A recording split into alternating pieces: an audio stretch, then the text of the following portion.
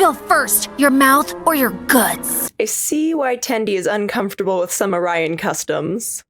Hello, Internet, I'm Ren, and today we're taking a look at Star Trek Lower Decks Season 4, Episode 4, Something Borrowed, Something Green. It's a Tendi episode, baby! It was really interesting seeing Orion and learning a bit more about their culture. The combo of Mariner, T'Lyn, and Tendi is incredibly fun, and I really enjoyed the B-plot with Boimler and Rutherford as they adapt to being roommates as well. I think they allocated time really well with this episode and gave the main storyline a lot more time to breathe and develop, and it definitely pays off. But let's get right into the details. Spoilers for Something Borrowed, Something Green, and Lower Decks in general from here on out. The episode starts aboard an Orion ship, and just like the Klingons and the Romulans, we see a bit of their day-to-day and petty squabbles before, you guessed it, they encounter the mysterious little ship and get blown up. And it does kind of look like their bodies actually disintegrated, so unless it was a really weird beam out, I guess this thing may really just be marauding around killing entire ships.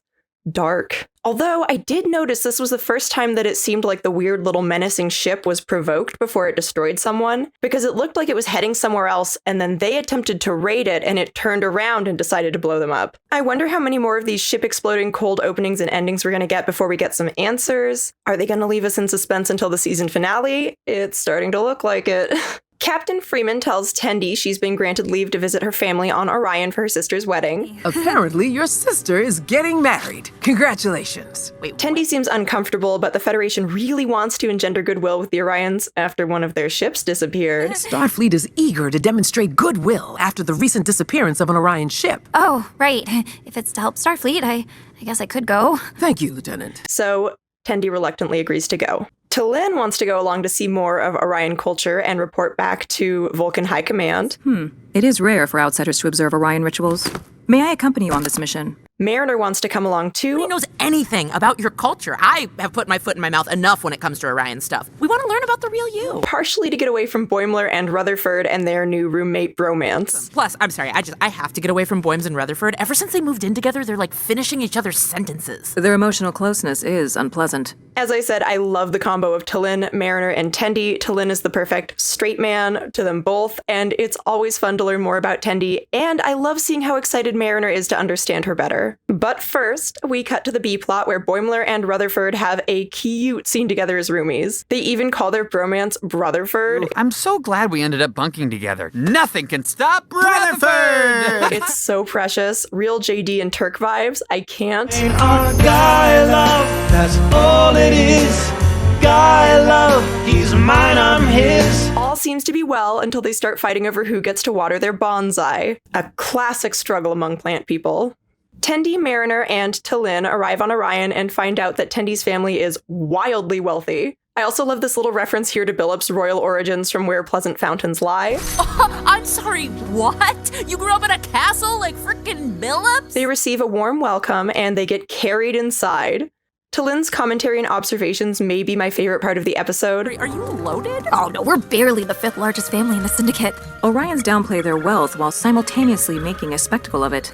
Mariner's also impressed. Look, I am from a post-scarcity world, and this is still impressive. Look at that big-ass gate! Tendi's parents seem thrilled to have her home. They've obviously missed her. I love Tendi's dad. He's adorable. Well, Orions don't lie. You don't? No, we do all the time. It turns out Tendi's sister has been kidnapped or bride-napped, and it's up to Tendi to save her. Erica's been kidnapped. As prime daughter, it's up to you to rescue your sister. Back on the Cerritos, the fight between Rutherford and Boimler is escalating. You misted me! It just went off in my hand. But then they decide to go on the holodeck and blow off some steam since they have it reserved. Unfortunately, they both show up dressed as Mark Twain and continue arguing. Tendi, Mariner, and T'Lyn have changed into Orion garb to pop into an Orion nightclub, and everyone is acting real weird around Tendi. My favorite is this guy. I didn't realize! Please don't flay me! Oh, he's just kidding. I would never flay. I owe you an eternal debt of gratitude. My grandchildren will sing of this day. Mariner is very into the vibe. Tendi! Shame on you for not bringing me here before now. T'Lyn and Mariner remark on the way everyone's looking at Tendi. Can we talk about how everyone's in awe of Tendi? She does command an unexpected gravitas for someone so excitable. Mariner gets stabbed in the shoulder, an ongoing bit in this episode that makes me laugh cringe every time it happens, which is at least 3 times on screen and once that apparently happens off screen. That's when I got stabbed in the shoulder during the daddy-daughter dagger dance. Tendi plays a game with another Orion to get some information. Oh, Starfleet softened you. Yes, I love being soft. I love that she loves being soft. That is ridiculously cute. They go off looking for De'Erica's ex and descend into a literal underground hump dungeon, as Mariner calls it. We get some weird Orion pheromone stuff going on. It's, questionable vibes. Showgirls. Oh, yeah, that's the stuff. Blast me with more moans. T'Lyn and Mariner ogle the scantily dressed Orions. Here, Niall's got some speed for being a big ol' hunk of ham steak. He is aesthetically pleasing. We get an encounter between Tendi and the woman who runs the hump dungeon. It never mattered that she didn't have the pheromones. She didn't need it. Men would simply fall at her feet, stretch him. Mariner is having a great time learning more about Tendi. You stretch people? She is having a less great time getting stabbed in the shoulder again. Kidding? Oh, what are the odds? Are you seeing this? Tendi breaks the influence of the pheromones on some of the men, and those men immediately get the heck out of there. Oh, man, another pheromone dungeon? What did you do to him? Which begs the question why the dubious to non-existent consent here isn't really addressed. But anyways, Niall didn't kidnap De'Erica, but tells Tendi he last saw her in the ship graveyard. Meanwhile, aboard the simulated steamboat, Rutherford and Boimler have made up using folksy southern aphorisms and come up with a way to divvy up the bonds I care. I am but a humble crumb on the biscuit of your witzel. I say I can't believe two charming devils such as ourselves were ever at odds. When they're summoned to the bridge, Captain Freeman is trying to scan a nebula, but there's a very angry Chalnoth preventing them from scanning it. No vessel will interfere with our data gathering. We can power down systems or share the data. We don't trust Starfleet data. The Chalnoth are certainly one of the more ambitious character designs from TNG. We saw them featured in the episode Allegiance. Apparently, the prosthetics to bring this character to life in real life are incredibly uncomfortable to wear, so I'm glad we could bring this character back in an animated way so that we get to see this species again, but no one has to suffer. Rutherford and Boimler suggest their holodeck friendship solution. It doesn't seem to be working, but luckily he's intrigued by Boimler and Rutherford's bonsai. What the hell made you two think this would work? We were arguing a lot and we both dressed like Mark Twain. Something about us talking old-timey helped us figure out who should water our bonsai. What is bonsai? I did love this bit with his accent, though. It might be my favorite joke in the episode. Okay, maybe you try that in a southern accent. I am from South Chalnoth. That was a southern accent. The Chalnoth admires and then devours the bonsai and drains the mister and agrees to let the Cerritos scan the nebula in exchange. I am Satan. You may inspect the nebula, but pray I don't change my mind. Boimler and Rutherford mourn the loss of their bonsai. Little pony. Tendi, T'Lyn, and Mariner are searching the ship graveyard for De'Erica. Tendi and her sister used to play there as kids, and we see a cute little drawing she made fantasizing about running away to Starfleet. Tendi confesses her background, but T'Lyn and Mariner have already figured it out. Guys, I have to come clean about something. I was trained to be a syndicate assassin. Tendi, yeah, we know, girl. You can't just say you're joking around when you flip a knife out of the air. Your upbringing was quite obvious. And they're supportive, and so we get this delightful bonding moment between the three of them. I just hate that you guys had to see the real me.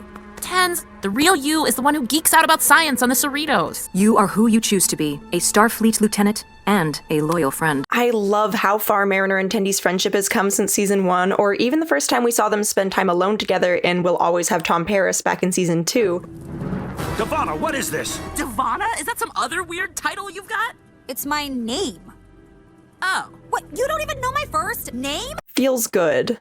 De'Erica reveals herself and that she faked the whole kidnapping thing to bring Tendi home. They fight and De'Erica totally kicks her butt. Mariner tries to hide to avoid being stabbed, but totally gets stabbed right in the shoulder again when the knife ricochets off a wall. Tendi and De'Erica continue fighting while they hash out De'Erica's feelings of abandonment. You abandoned me for science! And her frustration at having to take over the role Tendi vacated by leaving. You were trained from birth to be the tip of the moonlit blade. I didn't ask for that! Neither did I! You forced this on me without asking. Running to Starfleet was your choice, but it meant all your duties fell on me. Tendi reassures her about how much better she is in that role than she was, and it's really sweet. Of course I wanted to take your place. But I'm no Devana Tendi. Are you kidding me? The only reason I felt comfortable leaving was because I knew you would be better at it than me. You just kicked my butt. You're an amazing prime. They hotwire a ship to get back to the ceremony just in time. Who wants to hotwire a stolen ship? I do not. Oh, stop. We're in. Despite Talin's objections. They crash nearby, but they do make it to the wedding. Ah! Dad! Found her! Sorry, had to steal a ship. Tendi's parents are happy to see them together. Oh, my special girls, accomplices. I love that the man comes up the aisle to the woman in a straight Orion wedding. Their culture is really fascinating. He looks radiant. Back on the Cerritos, Tendi, Mariner, and Talin show Rutherford and Boimler pictures from the wedding. That's when I got stabbed in the shoulder during the daddy-daughter dagger dance. This is when we encountered a priest with an 8-pack. They're clearly jealous to have missed the fun. Are you guys jealous? Oh, it was just a wedding. Why would we ever want to go to an awesome pyro wedding on a planet nobody ever gets to see? They're also banned from the Mark Twain program on the holodeck, but don't worry, they have found new characters to use to work out their problems. Shall we go with an acrylic of the D, Mozart? An exceptional compromise, Mozart. Then let us tickle the ivories. It's so cute, I am obsessed. Overall, I think this was my favorite episode so far this season. It feels more effortless than the previous 3 episodes, and I think the choice to mainly focus on the A plot with a scaled-back B plot gave the main story with Tendi's origins the time that it actually deserved. Tendi's complicated relationship with her Orion heritage is a fascinating element of her character we've seen explored several times, including We'll Always Have Tom Paris.